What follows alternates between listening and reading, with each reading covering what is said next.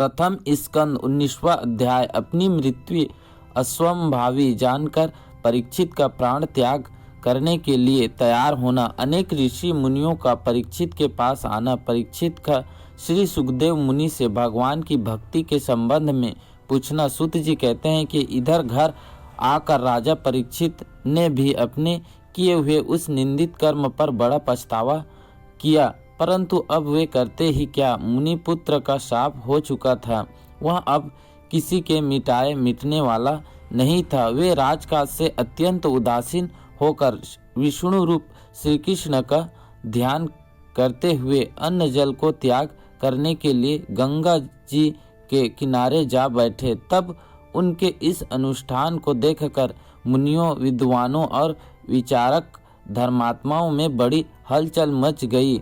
वे लोग वहां जाकर एकत्र होने लगे। अत्रि, वशिष्ठ, च्यवन, अरिष्टनेमि, भृगु, अंगिरा, पराशर, विश्वामित्र, परशुराम, उत्तथ्य, मेघातिथि, देवालय, अष्टिशगण, भरद्वाज, गौतम, पिप्पलादि और कण्व, अगस्त्य महर्षि, वेदव्यास और देवर्षि नारद आदि समस्त ब्रह्मर्षि और राजर्षि वहां एकत्रित हो गए। राजा ने सबका यथाविधि से पूजन कर सिर से प्रणाम किया। जब वे सब ऋषि मुनि यथा स्थान बैठ गए, तब राजा ने हाथ जोड़कर सबके आगे खड़ा होकर कहा, हे मुनियों, अब सब दयालु और धर्मात्माओं के मध्य मैं आज अपने को इस प्रकार से उपस्थित देखकर मुझे बड़ी प्रसन्नता हो रही है, क्योंकि आप सब धर्मात्मा ब्राह्मणों का चरण धोने से राजाओं के वंश का पाप दूर हो जाता है। ब्राह्मण ईश्वर रूप हैं, क्योंकि ब्राह्मण के शाप से ही अब मुझे शीघ्र ही तक्षक नाग काटने वाला है। सो अब आप सब ब्राह्मण और यहाँ गंगा देवी मुझे अपने शरण में रखे। परंतु हे ऋषियों, अब मेरी यह प्रार्थना है कि मैं जिस जिस जन्म में उत्पन्न हूँ उसमें सब कहीं विष्णु भगवान के ही चरणों में मेरी दृढ़ भक्ति होवे।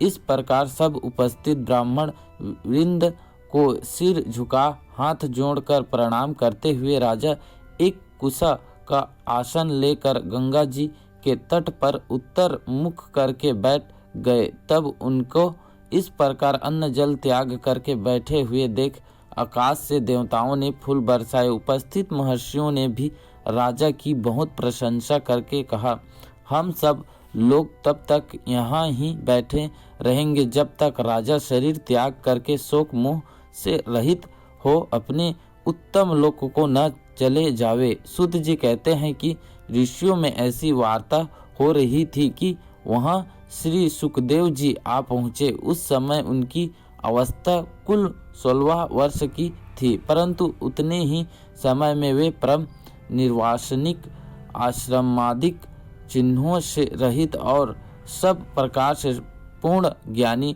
हो चुके थे। उनके हाथ, पांव, जंघा, भुजा, कंधा, कपोल, आँखें और श्रवण तथा नासिका आदि शरीर के सब अंग से पुष्टता और सुंदरता टपक रही थी। तब उनको आते देखकर राजा परीक्षित सहित सब मुनि लोग अपने अपने आसनों से उठ खड़े हुए। राजा ने मस्तक झुकाकर सुखदेव जी का पूजन किया। फिर तो उन महर्षि, रहर्षि और देवर्षियों के समूह से घिरे हुए जब सुखदेव जी को राजा परीक्षित ने एक सुंदर आसन पर बैठाया, तो उस समय वे वैसे ही शोभामयन हुए कि जैसे तारांगणों से घिरा हुआ चंद्रमा शोभित हो।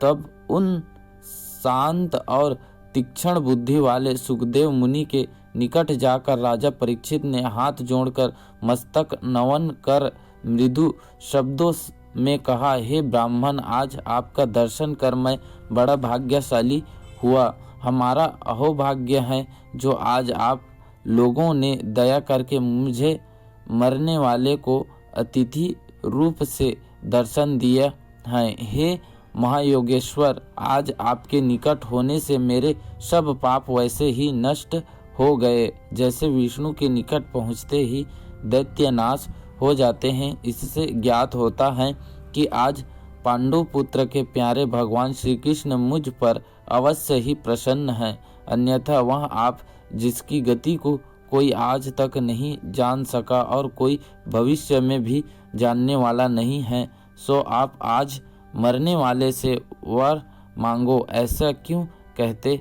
आप योगियों के उत्तम गुरु और सब सिद्धियों के देने वाले हैं, अतः हे प्रभु, मैं मृत्यु के निकट पहुंचा हुआ व्यक्ति आपसे यह पूछता हूँ कि इस संसार में आकर मनुष्यों को जप, श्रवण, कीर्तन, स्मरण और भजन क्या करना चाहिए और क्या नहीं, इसमें जो कर्तव्य हो सो आप निश्चय रूप से मुझे बतलाइए।